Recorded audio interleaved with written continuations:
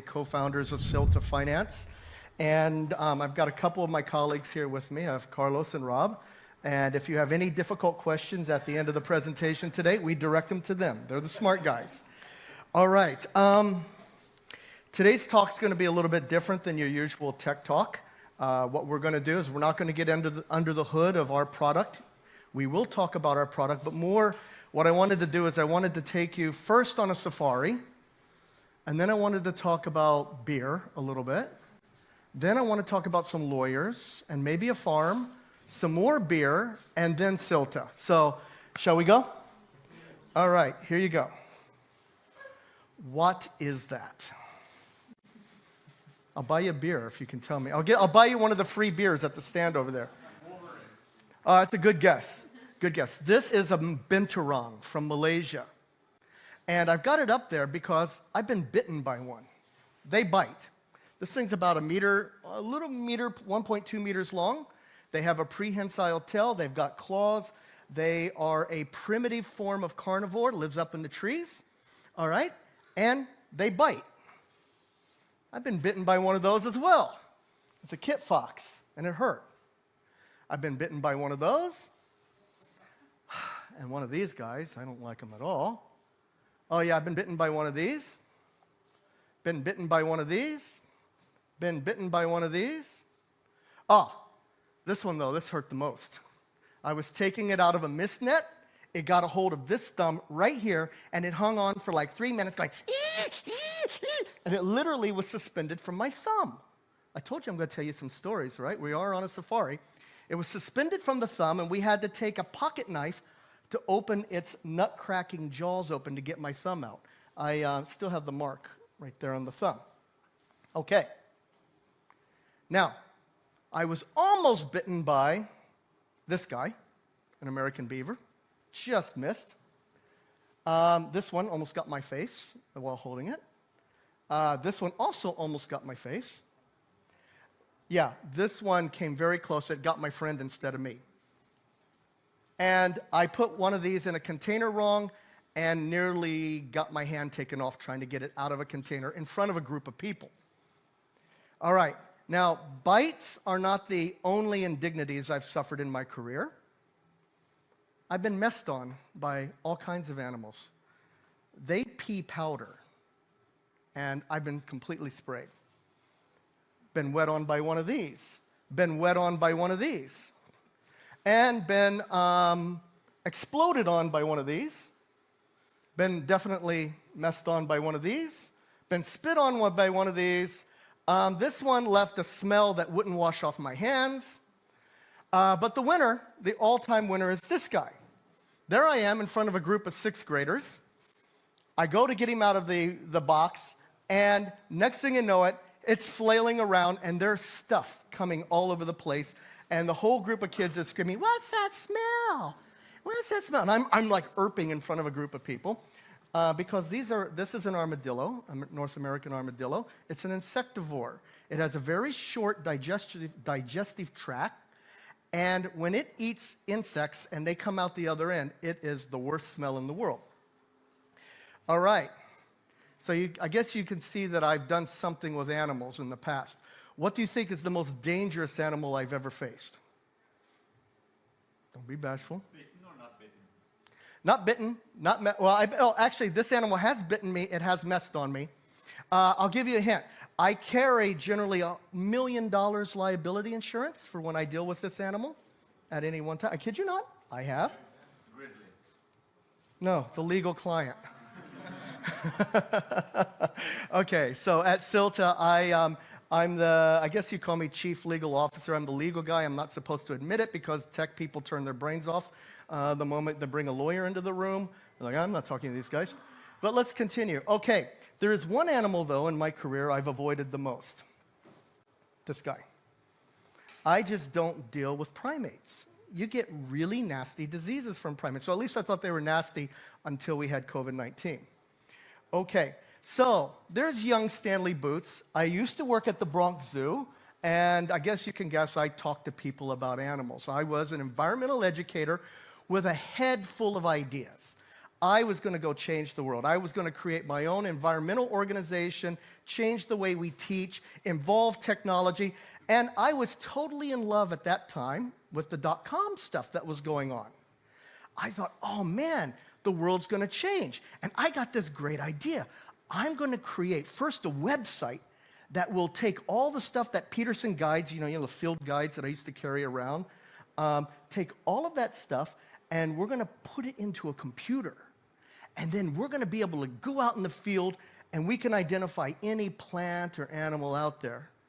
Well, we've got that now. It's called an iPhone or an iPad. But at the time, it sounded like a good idea. But then when I started talking to friends and family, my dad turns to me and says, son, that .com thing, it's just a bubble. How can there be any value in those www things? And then he said, it's all going to pop anyway. Don't, just stick to what you know. Don't get into that. And besides, you don't know anything about coding.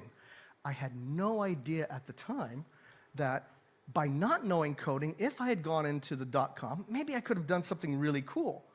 Well, hey, Dad, last year there were $8.5 trillion traded on that thing that was going to just disappear that you told me was going to be gone in a couple years. Okay, if you could guess it, I was Gen X. And I was living, I remember I was at the zoo the first time I ever logged on to a computer that was like just not word processing and went on to a web page. And really, did all of that cool stuff. And we had static web pages, and I was thinking, wow, this stuff's really cool. Now, so the internet was born in my generation, and can you guess what the coolest thing that happened in my generation was, other than Kurt Cobain? U.S. craft beer market. So while I was in school and working at the zoo, craft beer started to take off in the United States.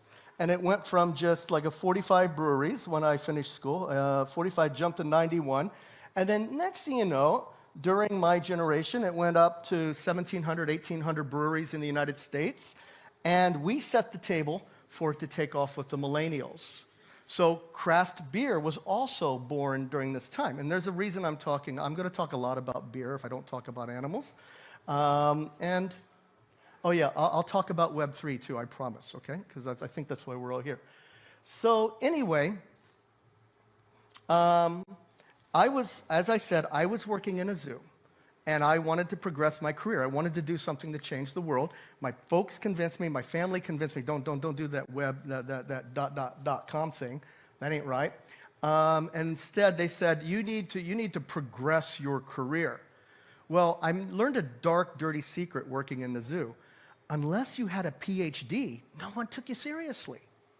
I had to be Dr. Boots. And so I was thinking to myself, I don't want to get a biology PhD because that's 5 years and all I'll do is spend the rest of my life writing grants and working with that guy I don't like. I got a better idea. I'm going to get a doctor of law, a JD. I'm going to come back to the zoo and I'm going to take over. So off I went to law school in a town that was the craft beer capital of America at the time. And I also, what else was happening around then? I went to law school, I was drinking a lot of beer. Oh, I had a great time because I had no intent to be a lawyer. I had a very clear focus. I was going to go back, work in conservation, use an environmental law degree to get some credentials, and then, well, darn. Got to the end of law school and had to pay for it. I had a great time, I'll tell you, and my professors hated me because I never had that pressure of needing to prove to be a lawyer. I didn't know what a clerkship meant. I didn't understand who these law firms were, and I actually didn't really care what when you go out and meet them, they ain't right. But somehow, at the end of it, I went into I got an environmental law degree, and I was still head full of ideas, but I had to work for a living. So I went to work in a big oil company in Korea. Sorry, Vietnam comes later. I went to work for a big oil company, and of course my environmental law professor said, I'll never speak with you again. And that was one of the best moves I've ever made. I really hated the work at the time, but I was in a company where I suddenly saw that there's an entirely different way to look at the world.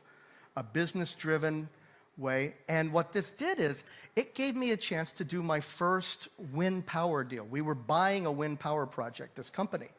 And I got behind the wind power project. I got into the nuts and bolts and became absolutely fascinated by how energy is generated in our life. I mean, we need energy for everything, and we need a power mix. Okay, I won't go into the power mix. That gets a bit political. So what this did was, this suddenly brought me into this world where I was doing renewable power transactions, and then it allowed me to go to a big international law firm and talk to them about climate change. I knew the word climate change because I was a biologist before, and they were like, okay, you whatever you want to do, go have fun, create a renewable power and a carbon markets practice for us. And so I did. So then I jumped into carbon markets. And the reason I want to mention the carbon markets is the operations of a carbon market and the validation, accreditation, validation, generation of a carbon credit looks very much like setting up an NFT to me. And you can imagine there are a lot of people right now looking at how do we blend NFTs with carbon. And I know that I am on one of my projects. So I did carbon markets, and then what that did is that leads into something called project finance. You have to pay for these renewable energy projects if you want them. And the thing is that to finance a renewable energy project is incredibly intense, incredibly labor intensive, and generally you're trying to save the planet with a renewable energy project, but you got 800 pages of documents to generate. And this point comes in a little bit later when I talk about Silta. Well, this story's getting kind of long. So project finance then leads into doing projects all over the world, and it took me to Vietnam and started doing PPP projects. So a PPP is public-private partnership. And what that does is when a country wants a infrastructure or a social service, but the country doesn't have enough money to buy it itself just out of the treasury, what they can do is they can invite private sector to come in, invest into our project under these parameters. Maybe we give you some assistance, maybe we back the loans that you have to take, but ultimately everything about PPP comes back to the fundamentals of project finance. And I'll talk more about that. Well, I was living in Japan at the time, running a pretty successful practice, flying back and forth from Vietnam, and I was living on a farm. I built, so I could say my first startup. Oh, I wanted to say about my Generation X experience was when I was going through school, I never heard of the word startup. We didn't use the word startup in my family, and I think if I did, probably my dad would whack me upside the head and say, that's too risky. There was no such thing as a startup. And I wish, if there's only one thing to turn the dial back, I'd like to go back and know what you could do with startups back then. Anyway, startups were like weird people, like Elon Musk and stuff like that. They did stuff like that. Not in my family. So I finally did do a startup, and that is when I launched an organic rice farm 100 kilometers outside of Tokyo. So I was playing lawyer and living on in a 160-year-old farmhouse outside of Tokyo, commuting into work every day, totally teched out. You remember the 17-inch Mac? I had one of those. I sit on the train every day and I'm doing my work, and I tethered off a signal. So anyway, I walk into the law firm one day, big English law firm in Tokyo, and there's the head of the law firm standing in the office. He goes, "Oh, Mr. Boots, good to see you. Is it true what I hear? You're now a full-time farmer and part-time lawyer." I was like, oh man, I don't think they really understand what I do. But the farm was just a fantastic experience, and it comes into leading to where everything is going in my life. I still run a farm, but I just can't be there because I ended up in Vietnam. So being this project finance and PPP guy, Vietnam really needed a lot of help. And so I ended up going to Vietnam for a 2-year stint, and then boom, I, um, I ended up being asked to start writing the laws of the country on PPP. And that's where I met this guy. I don't know if any of you follow the Silta streams, but that's Ben Shepard, co-founder of Silta, CEO. And Ben and I used to spend a lot of time together drinking beer, talking about stuff. We both enjoyed our experience in Southeast Asia. We were trying to help the government of Vietnam with World Bank assistance map out how they could build highways using PPP. And the only bad thing about Vietnam at that time, I would say, I mean, being there working professionally is really cool. I'd say the downside of being in Vietnam at the time was that they didn't have any craft beer. All they had was beer that sort of tasted a little bit like formaldehyde from sitting in the heat, and you get a hot bottle of beer and you have to pour it on a body of ice to enjoy it. So Ben and I used to drink a lot of hot beers together, and we got this idea, hey, let's create a law firm that does things differently. And the reason we wanted to do things differently was that PPP transactions are so incredibly top-heavy, administratively heavy, that they're very difficult to move forward. And so I'll give you an example. The highway project we were looking at was a $200 million project. The legal fees and the advisory fees for that project would come out to about $3 million on average. I just closed a financial transaction for a large power plant, $2.3 billion project finance, legal fees, $3 million.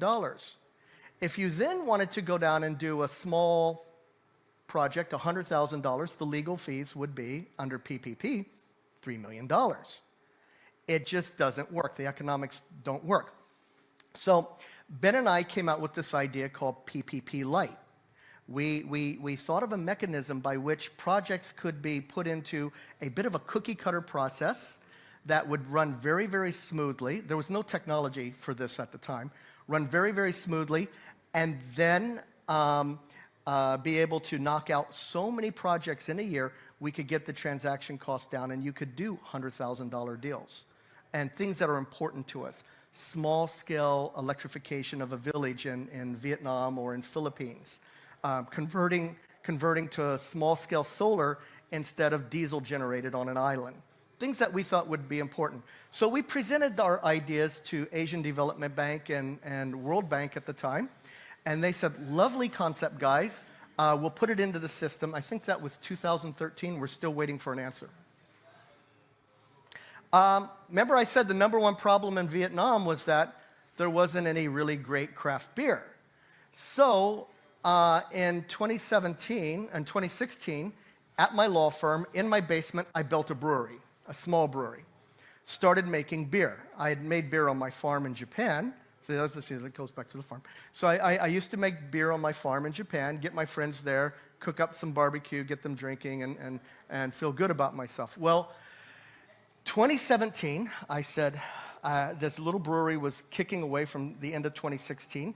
We got licensed up, and I said, great, let's create a beer brand, but let's do things a little differently.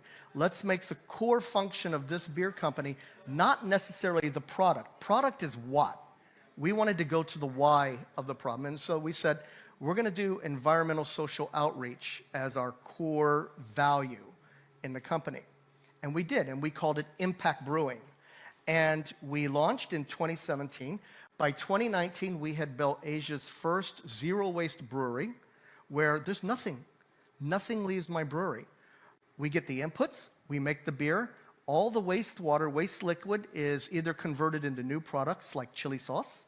You can make chili sauce from beer by making vinegar, and then vinegar goes into chili sauce. Then we built a wastewater management system that cleared the water, ran it through all biological processes of giant reed bed, ended in a pond. The pond's full of fish and frogs and snails. And then that pond feeds our small organic garden where we're growing some of the chilies that go in some of our beers, and we're growing some fruits for seasonal beers and into there. Solid waste all goes into agricultural products or new value-added products. So the stuff that my brewery does now, we make beer. But we also make soap and vinegar and hot sauce, and we're working on a couple additional products. Oh, we make pizzas. We make pizzas from the spent grain. So by 2019, we had built this, and then my little brewery won Asia's champion brewery for out of 90 breweries competing.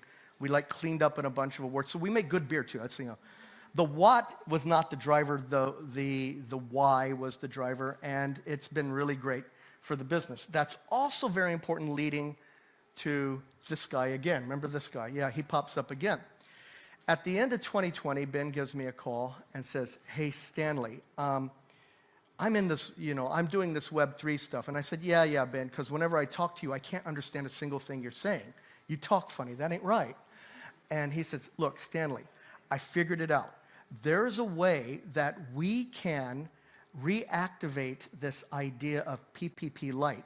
We can take real impact projects and we can connect them to loan pool liquidity. And I said, you're going to have to define that. And he said, yeah, it's all DeFi. It's loan pool liquidity. We're going to be a collateral agent. We're going to sit behind the project. I said, dude, you're going to have to define that. So he said, hey, come on as a co-founder. I need a PPP guy in the back. We need the rigorous discipline of project finance to make this thing work. And so we did. So right now, Silta is a bridge between real-world impact projects and decentralized finance liquidity pools. And the way it works is on paper, very simple. What we do is we do the evaluation, creditworthiness, risk assessment, and also impact assessment of the project. We process it, both off-chain and on-chain, and then we deliver a scoring. Now, when we deliver the Silta score, so our score is a multivariate score. We are measuring things, very important things like the impact of the project. And I just want to go off on a little tangent about measuring impact. You hear a lot about ESG. If you actually look at what an ESG audit entails, it's a lot of measurements of a company's management, their HR policies, their documents. It's a great way to look how many documents have eaten trees inside of a company, but it's not a great way to measure, does this project address the millennial goals? Does this project deliver some positive social or environmental impact in the end? So we're working in the background right now to be able to create a system by which different projects can onboard with us. We assess the impact potential of the project, the way to monitor it, and we're building it in. So we measure things like the impact of the project, what's the management team's experience level, what reference projects they have, what are the financials? I mean, ultimately we have to look at the numbers. What are the financials under the project? What are the risks? And we generate two things out of this. We do the Silta score, which will be multivariate, and we come out with an overall scoring of a project. The other thing we do is we conduct true legal due diligence in a very rapid way, and we generate a due diligence report. So we thought, hey, yeah, we're onto something here. Once we have all of that information, this score is very useful to a DAO. We can take it to the Silta DAO. The Silta DAO will then make a vote. Do they want to vote to open a loan pool or not? When they open the loan pool, what's the problem with trying to lend to a small-scale borrower from a loan pool? Who's going to collateralize it? Well, Silta comes back in, and with our Silta token, we provide the on-chain collateral for the loan pool on behalf of the borrower.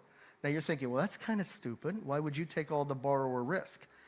Well, we have some good use cases of our token in the whole process.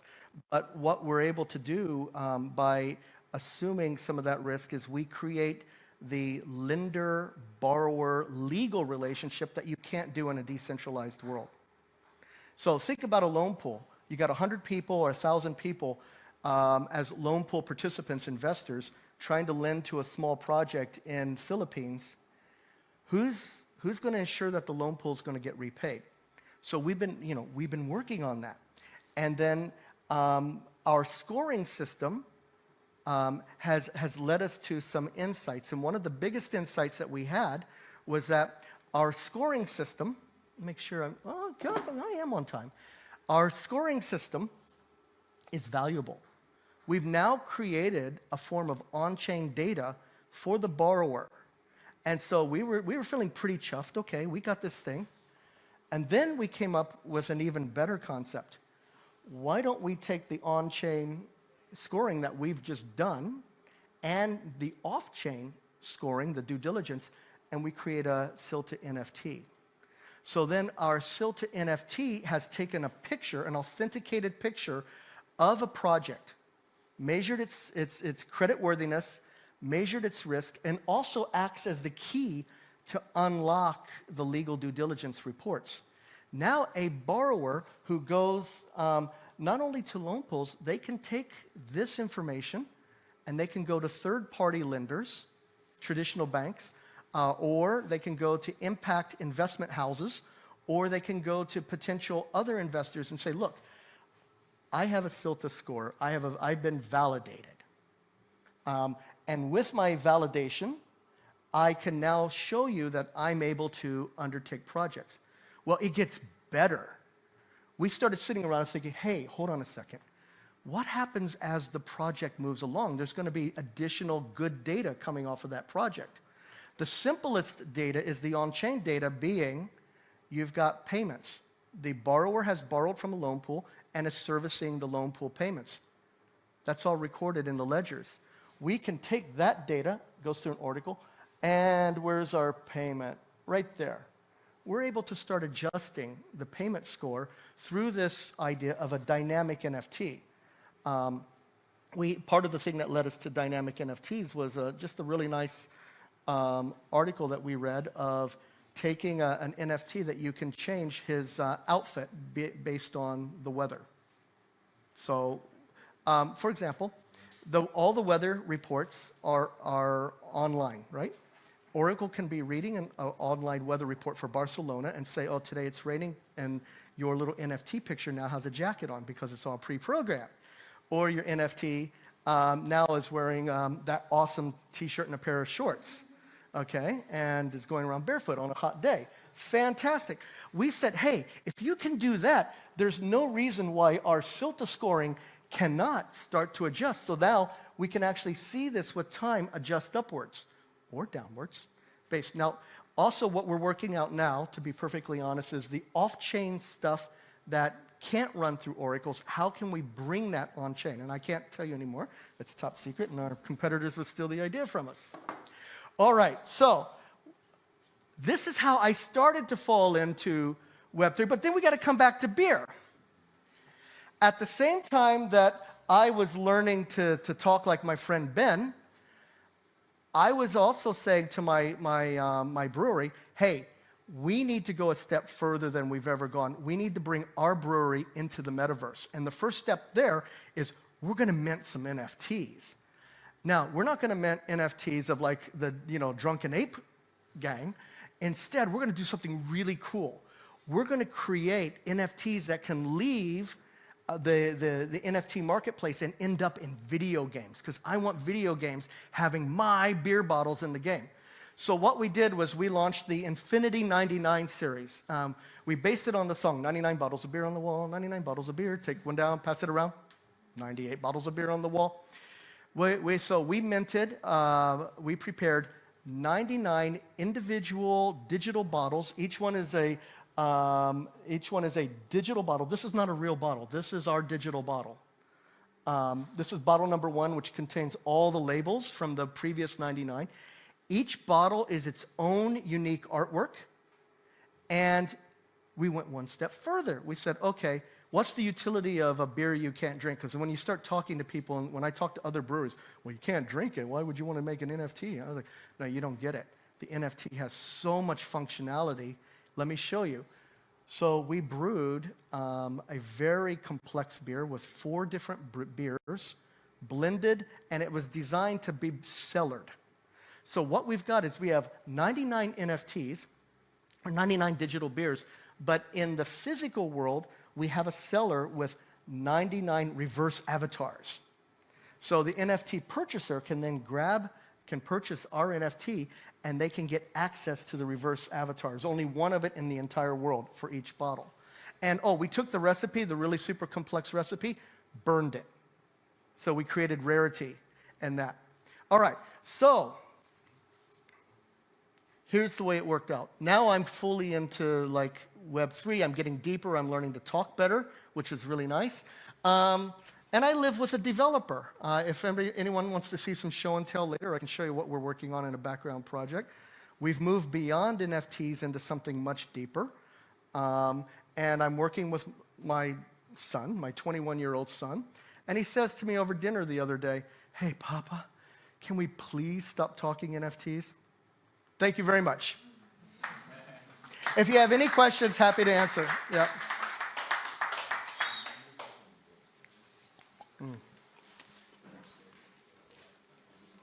Yeah.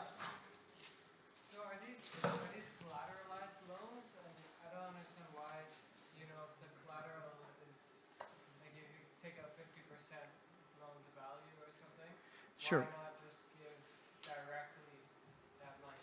Why do you need to take a loan against Okay. these issuers want to do? Do we have another speaker up? Are we okay? Can I have a couple minutes? Okay. So the way the collateral works is with the borrower, we, Silta, act as the lender, and we take traditional project finance collateral on the project itself, the physical project itself. And so we take all the normal stuff. Like your shares have to be given us a mortgage of shares, mortgage of this, blah, blah, blah.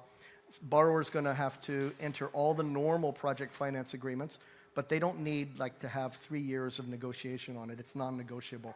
Take it or leave it.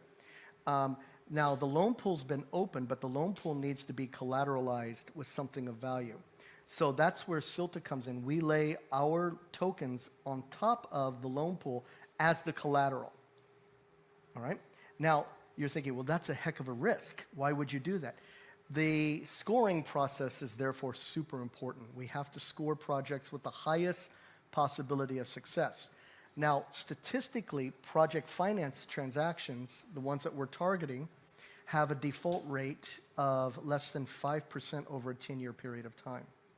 So we're taking automatically very low risk projects, and then we are able to provide our tokens once we're comfortable with that project against the loan pool. And we take our fees through that process.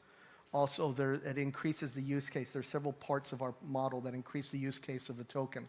So the token itself gains greater value with time. Now, we are looking at other on-chain mechanisms by which we can offset the risk should there be a default. But because of our contracts with our, not smart contracts, our physical contracts with the physical project, we'll be able to do certain kinds of monitoring of the project and head off defaults, hopefully, before they happen. Mm-hmm. Does that answer your question? Yeah, sort of.